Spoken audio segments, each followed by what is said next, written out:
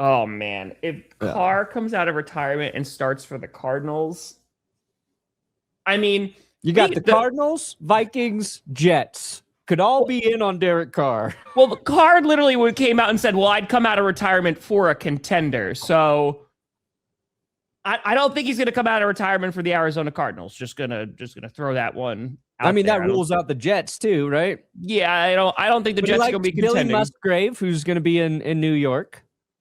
Likes I Musgrave. hope the Vikings bring in Derek Carr. He likes Aaron Glenn. I hope. I don't think Carr going to the Vikings is terrible. No, I don't think so either. I think it should definitely happen.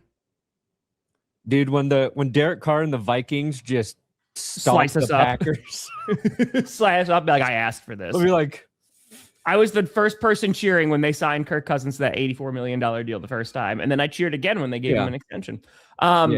In terms of the Cardinals, I feel like they have to be one of the largest question marks of this offseason.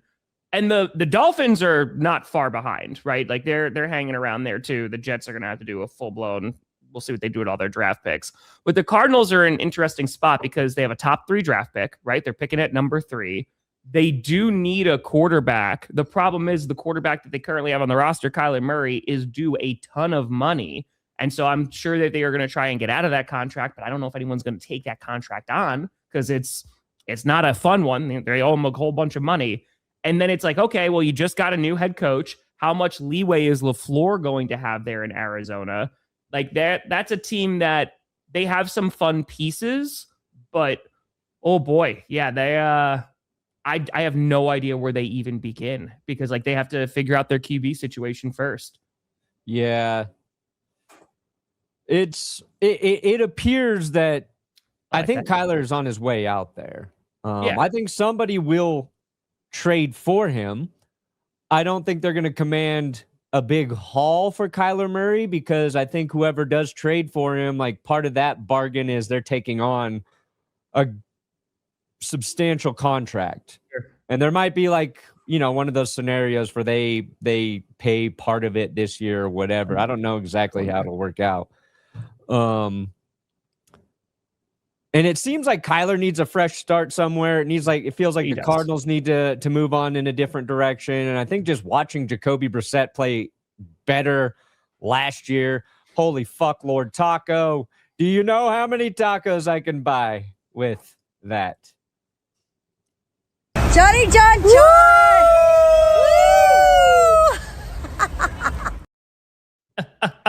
Yeah. It's still my dream. Yeah, so that's the concern too. Nobody's going to trade for Tua or Kyler because they don't want to take on those deals. And then it's like, okay, are you going to pull a Broncos, right? And you're just going to cut them and go, we're just going to eat this and call it a day? Because I think one of the biggest differences is, right, after the Broncos got rid of Russell Wilson, right, he did go wind up playing, but not at a very high level. I think that there will be teams that will knock on the door for Tua and Kyler if they're free agents. I don't think that's a question whatsoever, especially if they can get him for a cheap deal.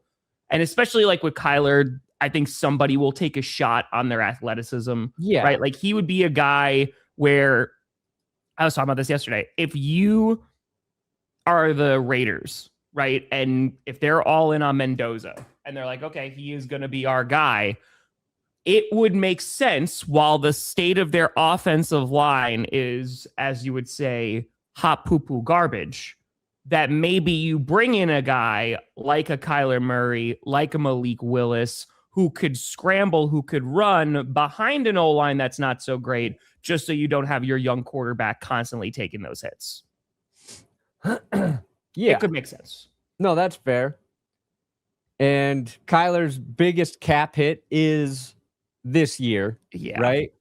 Because what was Russell? What was Wilson's? How much did you guys wind up paying? Do you remember? I think we had I think we had a 50 and a 30. So it was 80? Yeah, it was like 80 some total million in dead cap money. Let's see. Kyler's contract at this point is more manageable than Russ's was for, a team that takes him. It's $85 million they took.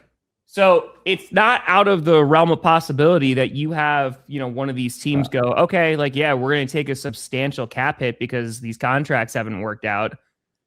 Because if you're the Card, I mean, I don't know. I mean, the Cards also could trade down right from number 3 if there's a team that's trying to get into the top 3. Yeah. It feels like the Cardinals just need a couple things. They had no real run game because their running backs all got injured this past offseason. But I feel like it's tough because they just hired a new head coach. They're obviously going to be very focused on the offense.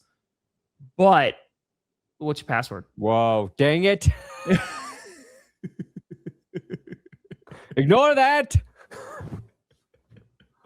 Thanks a lot, Spot Track. But I'm wondering if they trade down, and potentially just like try and address a whole bunch of different areas. I don't know, because they've done that before. I don't know. So look at this. Post June 1st trade for Kyler Murray. This is a fun thing you can do in Spot Track now. Oh, you can see how much it would cost. You can do extensions and you can do simple restructures on other guys. Cool. But I think Kyler will land somewhere. I think he's got a little bit more upside than Tua at this point. I agree. Because honestly, the thing is too with Kyler, like we're talking about his scrambling ability, but he's not even scrambling a ton anymore.